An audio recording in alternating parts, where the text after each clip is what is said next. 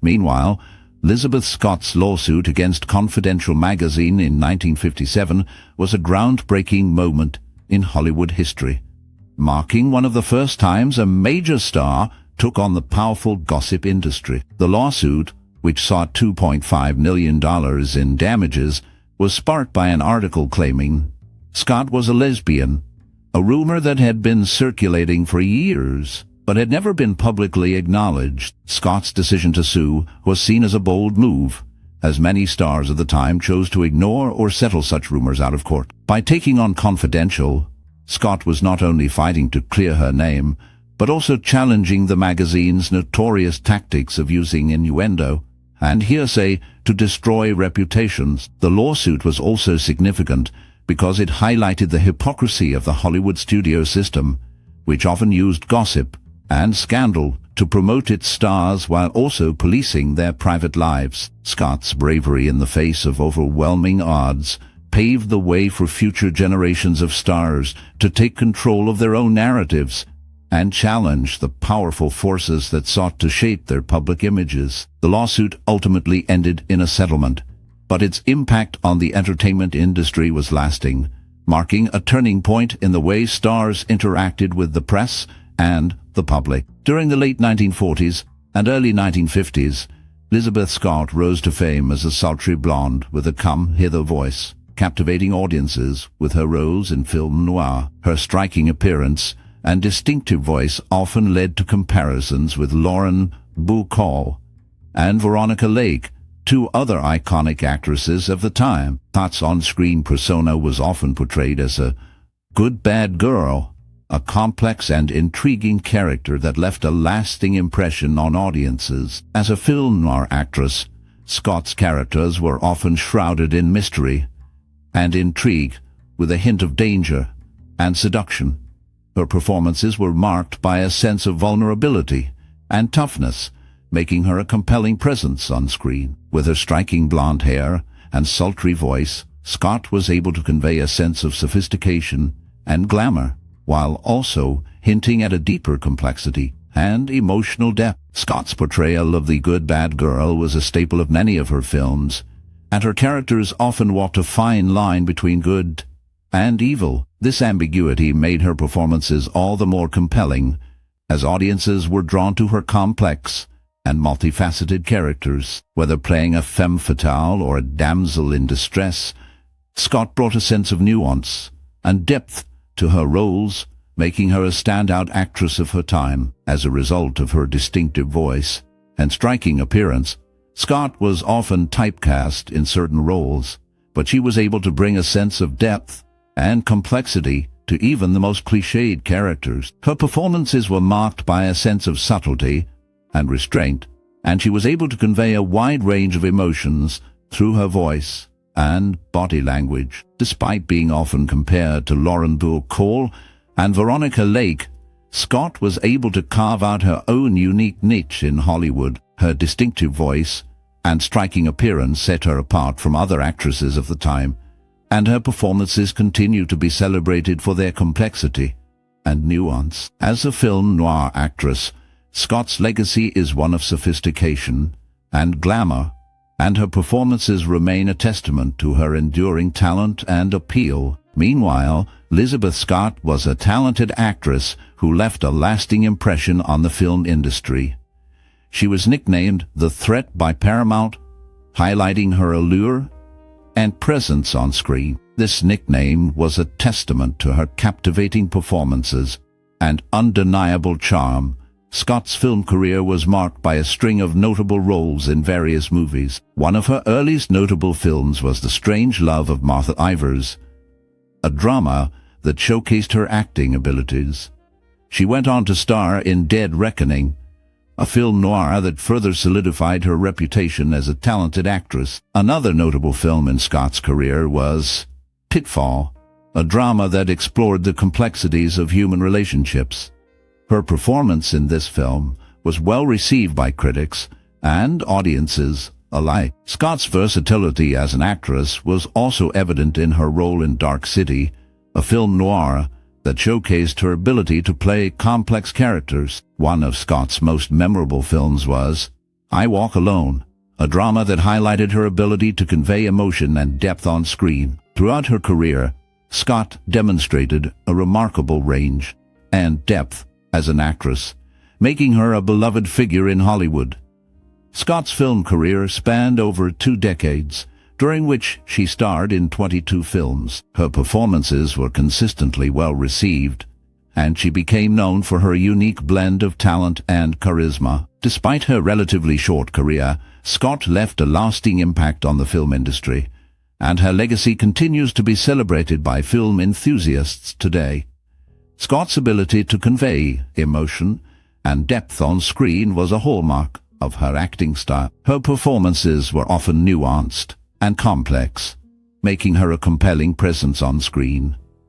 Whether she was playing a dramatic role or a more light-hearted part, Scott brought a level of sophistication and elegance to her performances. Throughout her career, Scott worked with some of the most talented directors and actors of her time. Her collaborations with these individuals resulted in some truly memorable films, and her performances were often praised by critics and audiences alike. Scott's legacy as a talented actress continues to be celebrated by film enthusiasts today. Her performances in films like The Strange Love of Martha Ivers, Dead Reckoning, Pitfall, Dark City, and I Walk Alone remain some of the most memorable of her career, and her impact on the film industry continues to be felt. Initially perceived as a femme fatale, Lizabeth Scott did not pose an immediate threat to her contemporaries, Lauren Bacall and Veronica Lake. Despite her sultry on-screen presence, Scott's rise to fame was gradual, and she often found herself overshadowed by her more established peers. However, her unique blend of sophistication and sensuality eventually earned her a distinct place in Hollywood. Born Emma Matzo in Scranton, Pennsylvania, Scott had harbored ambitions of becoming an actress from a young age. Her early life and upbringing played a significant role in shaping her future career, as she was drawn to the world of performing arts at a relatively young age. Scott's decision to pursue a career in acting was not merely a passing fancy, but a deeply ingrained passion that drove her to seek opportunities in the entertainment industry. As Scott navigated the complexities of her early career, she encountered numerous challenges that tested her resolve and perseverance. Despite these obstacles, she remained committed to her craft, and her dedication eventually paid off when she secured a contract with a major film studio. This marked the beginning of a new chapter in Scott's life, as she transitioned from a relatively unknown actress to a rising star in Hollywood. Throughout her career, Scott's public persona was often at odds with her private life. While she was marketed as a femme fatale, her off-screen personality was more subdued and introverted. This dichotomy between her public and private selves added to the enigma surrounding Scott, making her an even more fascinating figure in the eyes of her fans and the media. Initially, Lizabeth Scott's path to stardom began with her attendance at the LVN School of Theatre, where she honed her acting skills and developed a passion for the craft. Following her time at the school, Scott transitioned into a career as a fashion model, using her striking features and poise to make a name for herself in the industry. As she continued to work as a model, Scott's aspirations turned to acting, and she soon found herself understudying the renowned actress Tallulah Bankhead in the production of The Skin of Our Teeth. This opportunity allowed Scott to learn from one of the most respected actresses of the time and to gain valuable experience in the world of theater. Scott's time understudying Bankhead proved to be a pivotal moment in her career, as it ultimately led to her being cast in the lead role for the Boston run of The Skin of Our Teeth. This breakthrough performance showcased Scott's talent and charisma, marking the beginning of a successful career in the entertainment industry. Meanwhile, Lizabeth Scott's entry into the Hollywood scene was facilitated by producer Hal B. Wallace, who spotted her talent and subsequently offered her a Paramount contract. This marked the beginning of her illustrious career, with her debut film, You Came Along, released in 1945. As Scott's career progressed, She was often cast in roles that drew comparisons to other prominent actresses of the time, such as Lauren Bacall and Veronica Lake. Despite these comparisons, Scott managed to bring a unique presence to her roles, setting her apart from her contemporaries. As a result of her typecasting, Scott was frequently cast as a femme fatale, often playing characters with a sense of mystery and allure. While this typecasting may have limited her range, Scott's performances were consistently strong, and she developed a distinctive screen presence that captivated audiences. Her ability to convey a sense of vulnerability and intensity added depth to her characters, making her a compelling watch on screen. Scott's career was marked by a string of successful films, many of which showcased her unique talent and charisma. Despite the limitations imposed by her typecasting, Scott remained a popular and respected actress throughout her career, leaving a lasting legacy in the world of Hollywood. Her unique presence and talent continue to be celebrated by film enthusiasts and historians alike, ensuring her place as one of the most memorable actresses of her era. As Lizabeth Scott's career progressed, she began to face significant health issues that would ultimately impact her professional life. One notable incident occurred during the filming of The Big Steal, when Scott collapsed on set. This event marked the beginning of a series of health problems that would plague her for years to come.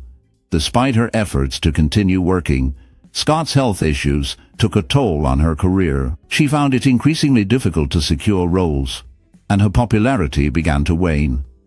The 1950s were a particularly challenging time for Scott, as she struggled to find work and maintain a consistent presence in the film industry. Scott's last film, under contract with Paramount, was Bad for Each Other, released in 1953. This marked the end of an era for Scott, who had once been a prominent figure in Hollywood. Her decline was a gradual one, but it was clear that her health issues had played a significant role in her career's downward trajectory. As the years went by, Scott's appearances on screen became fewer and farther between. She continued to work, but her roles were no longer as prominent or frequent as they had once been.